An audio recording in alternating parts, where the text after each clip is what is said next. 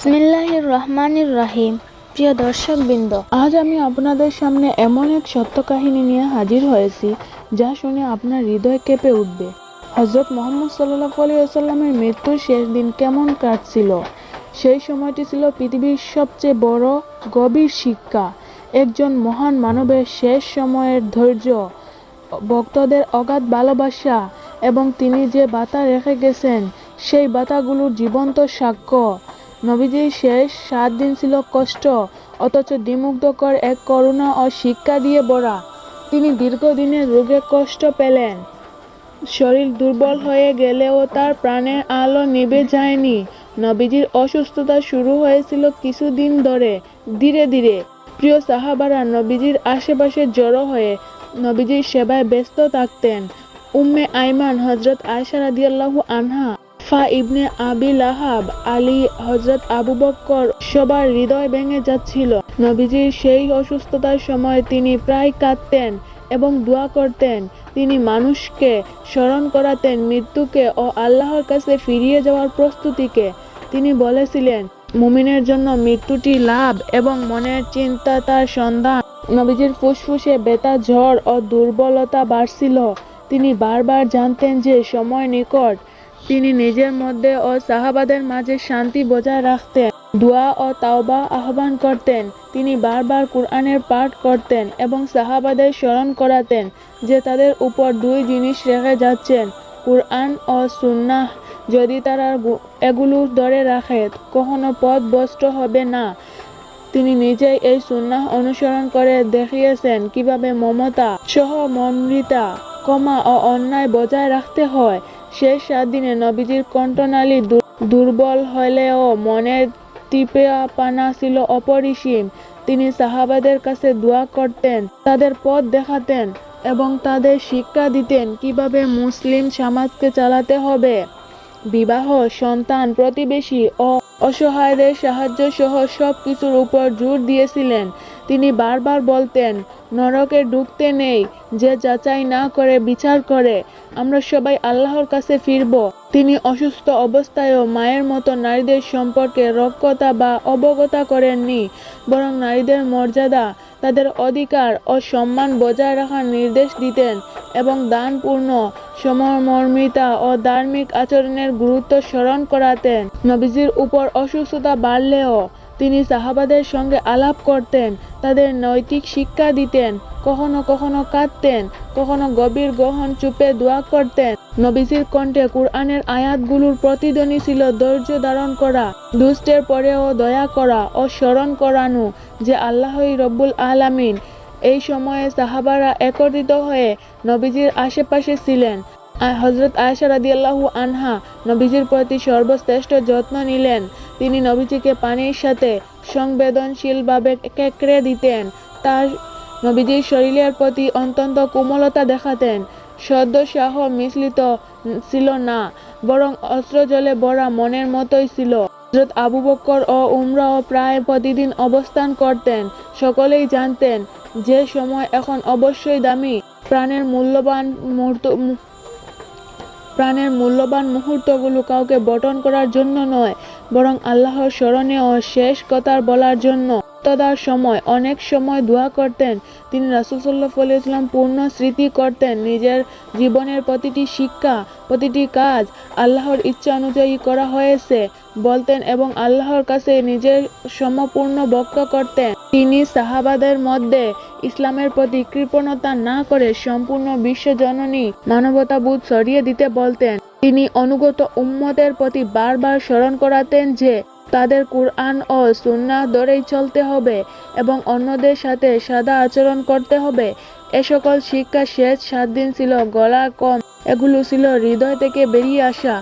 এই সকল শিক্ষা শেষ 7 দিনের নবীজির গলায় কম শৃঙ্খ হাতে খড়ি নয়, এগুলো ছিল হৃদয় থেকে বেরিয়ে আসা অশেষ দয়ার সাগর তরঙ্গ।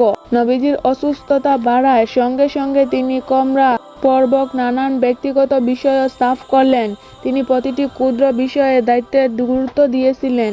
পারিবারিক বিতরণের আইনি বিধান, দায়িত্ববোধ থাকার বিষয় এবং মানুষের প্রতি ন্যায় ও সদয় আচরণ।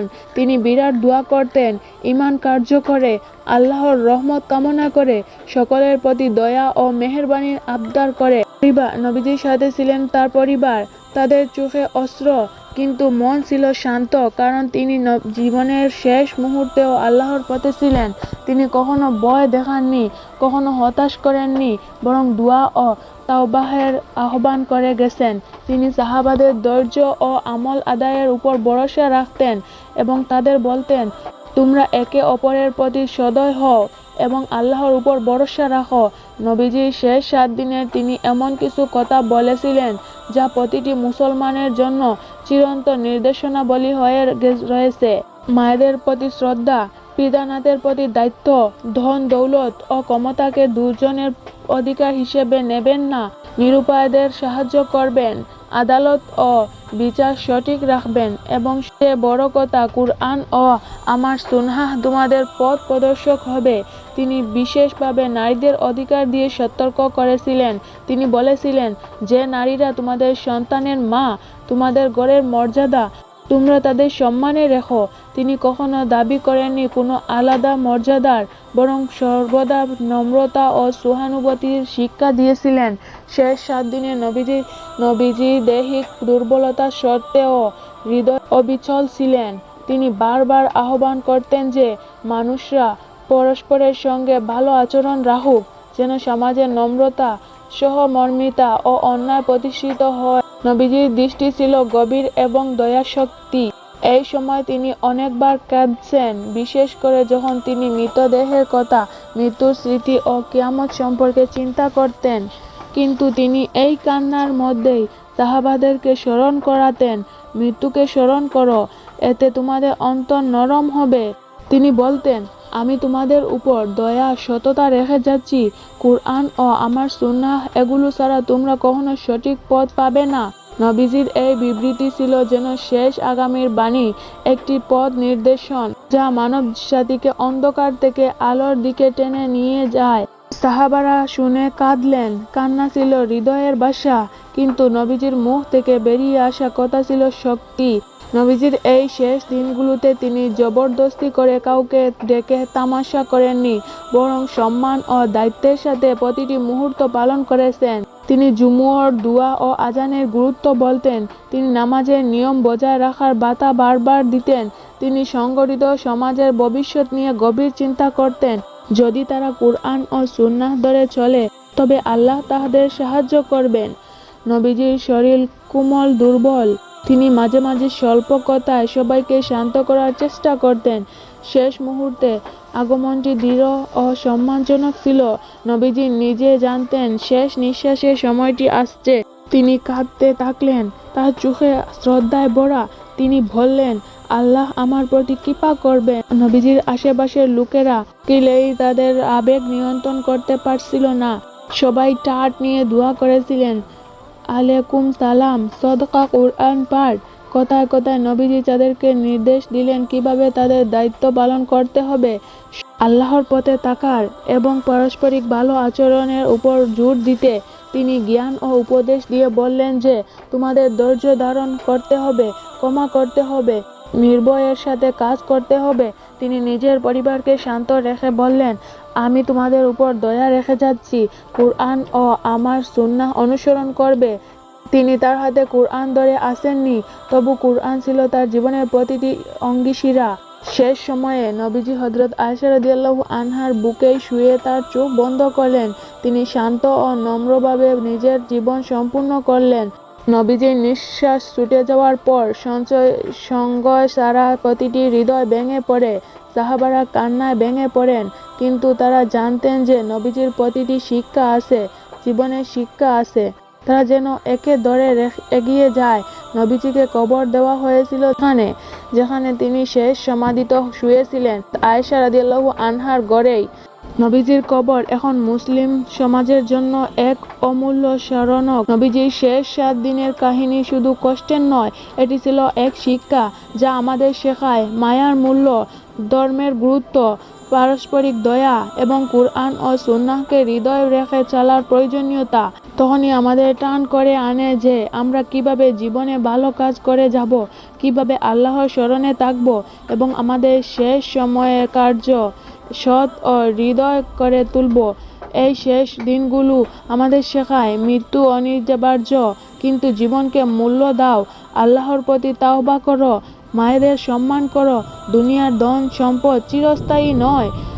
কুরআন ও নবীর সুন্নাহই সর্বশ্রেষ্ঠ গাইডলাইন এবং মানুষের প্রতি সদয় হওয়া অবচলিত ধর্ম। এই কাহিনী শুনে হৃৎপিণ্ড নরম হয়। কখনো আমরা হযরত আয়েশা রাদিয়াল্লাহু আনহার বুকের পাশে একটহীন কান্না, কখনো আমরা সাহাবাদের সান্ত্বনা, কখনো আমরা নবীর দুয়ার সুর খুঁজে পাই। সবকিছুই মিলেমিশে একটি অনন্য শিক্ষা গঠন করে। আল্লাহ যেন আমাদের নবীজির রেখে যাওয়া শিক্ষা অনুসরণ করার তৌফিক দান করেন, আমাদেরকে ধৈর্য, সদয়তা, সাত্বিকতা দান করেন এবং আমাদের প্রিয়জনদের জান্নাতুল ফেরদাউস দান করেন। হযরত মুহাম্মদ সাল্লাল্লাহু আলাইহি ওয়াসাল্লামের মৃত্যুর শেষ 7 দিন আমাদের জন্য এক অমোঘ উজ্জ্বল জীবন। আমরা যেন নবীজির কথা মনে রাখি, নবীজির সুন্নাহ মানি এবং আমাদের জীবন আল্লাহর পথে উৎসর্গ করি। সালাম ও দুয়া নবীর উপর এবং সকল সাহাবাদের জন্য। আমিন।